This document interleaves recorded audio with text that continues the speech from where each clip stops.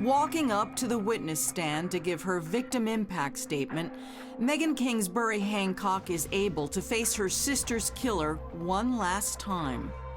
Trying to describe how my sister, Madeline Jane Kingsbury's murder has impacted me is impossible, and it will always be impossible.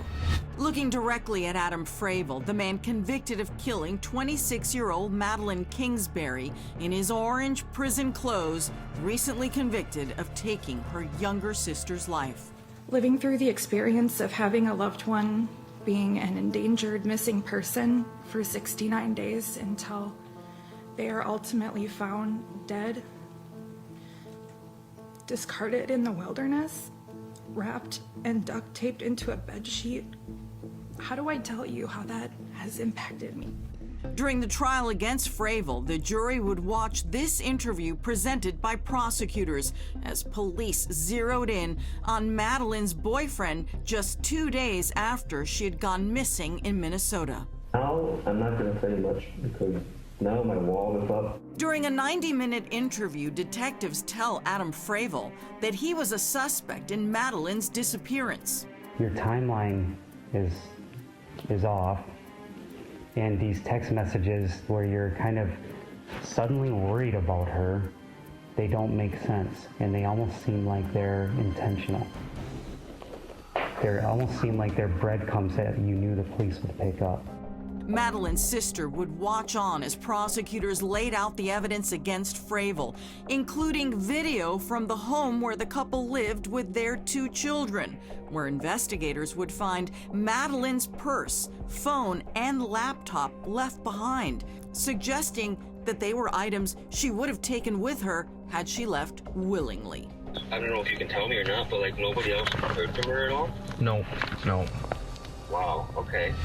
And she would listen to Fravel's voice as he told police he didn't know where Madeline was when he knew all along that she was dead. Her friends saying there was a history of abuse and that Madeline had finally planned to leave Adam before she went missing. For weeks on end, Madeline's family and friends searched everywhere for her, her sister launching a social media campaign to bring national attention to the case. For many days and nights while Madeline was missing, myself and my family, we couldn't eat, we couldn't sleep, could hardly look at each other or speak to one another. We were robotic. A jury convicted Adam Fravel of killing Madeline, the mother of 2, a loving daughter and sister. He left her body in a drainage ditch, wrapped in a gray bedsheet and bound with black tape. Matching black tape was found on the shelf of their home, as well as sheets that matched the one her body was wrapped in. My wedding day was one of my happiest days, but it was also one of my hardest. Fighting through tears, she tells the man who killed her sister all that they have missed. As he sat stone cold, emotionless, robotic. I didn't want to get married without her, but that choice was made for me by somebody else.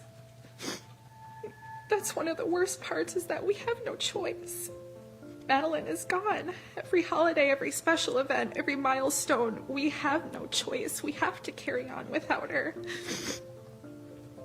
The defendant made the choice to take her life, which he had no right to do.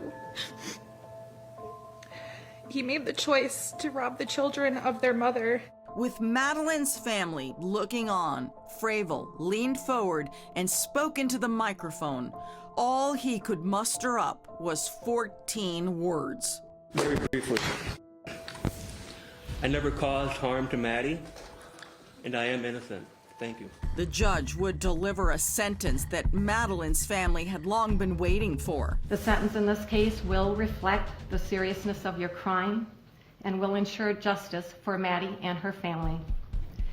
It will be a clear reminder that actions do have consequences and that violence like this will not be tolerated. Mr. Fravel, it is the judgment of this court that you be committed to the custody of the Commissioner of Corrections and sentenced to life imprisonment without the possibility of release.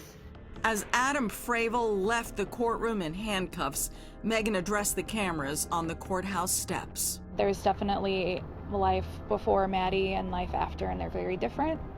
But we got the justice that we could get in civil society, and that's all we could have really hoped for.